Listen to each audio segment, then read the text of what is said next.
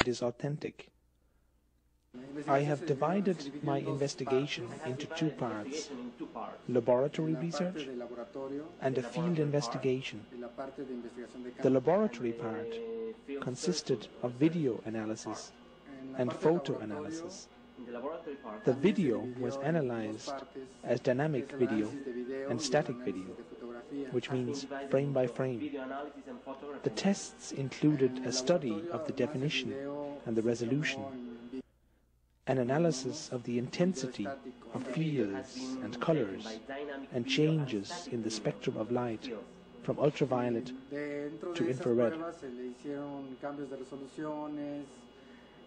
Se hizo perfilado de las figuras que se encontraban, conversiones a negativo, emulaciones a ultravioleta y a infrarrojo.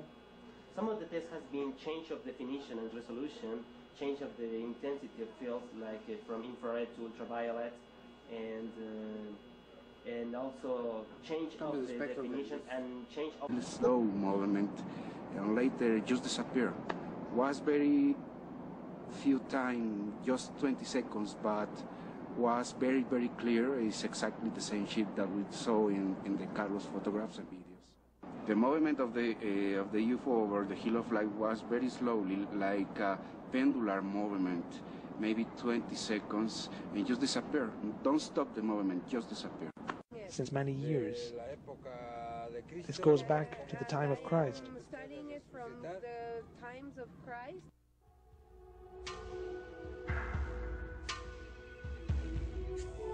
In the ex-convent of Tepoztlan, next to the main church of the town, Santa Maria Natividad, erected in 1530, we find murals and reliefs showing strange objects in disguise. On the frescoes on the ceiling of its cloister, these objects are painted in orange and red. Is it a strange coincidence that they resemble the craft photographed and filmed by Carlos Diaz?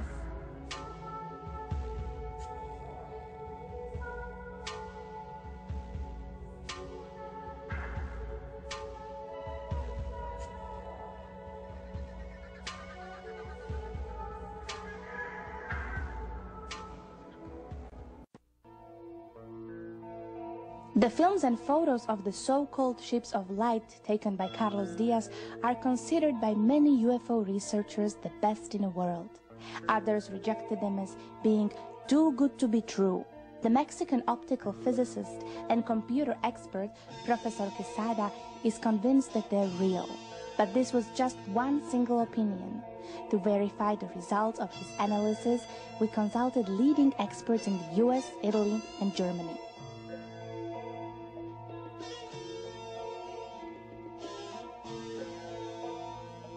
The Village Lab in Tempe, Arizona is specialized in image processing and computer-animated special effects for music videos and Hollywood blockbusters.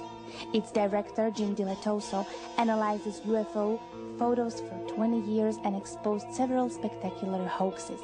Still, the Carlos Diaz pictures impressed him. So concerning the Carlos Diaz picture, here's another thing to point out of note.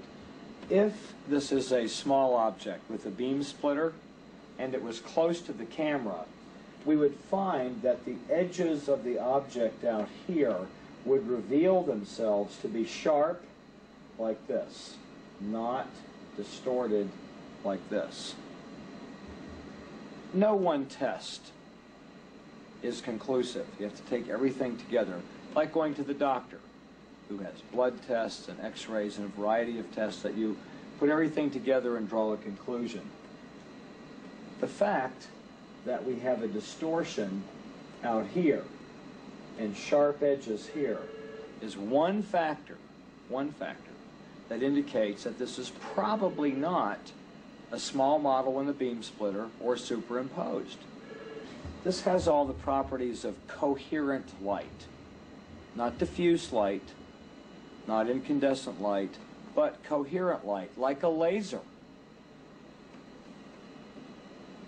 The properties of the direct illumination and the properties of the reflected light are identical. as if the reflected surface did not absorb or diffuse any of the light. That's really strange.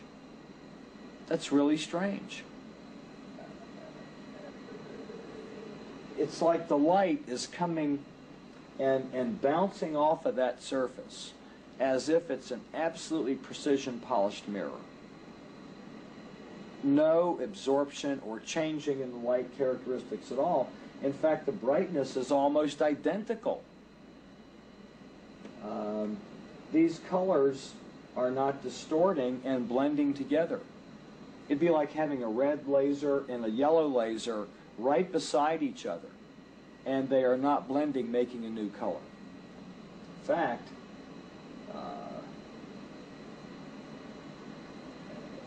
they're casting the image of this tree into the reflection here.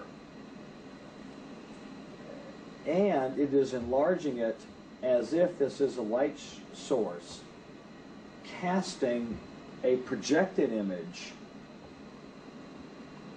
of the trees like a hologram onto the surface here. If Carlos Diaz is doing this as a hoax, he's figured out some very clever methods. It's easy for someone testing pictures to go, oh, it's a fake, and he did it like this and like that. People that say it's a fake, they need to go do this. They need to figure out a way to do this and duplicate this picture. I can't figure out how it would be done with ordinary or even extraordinary tools and supplies that are around. We can use computers and test this thing forever. But there's some real basic things in optics and the characteristics of light that we don't need a computer to analyze those aspects of this. Try it yourself.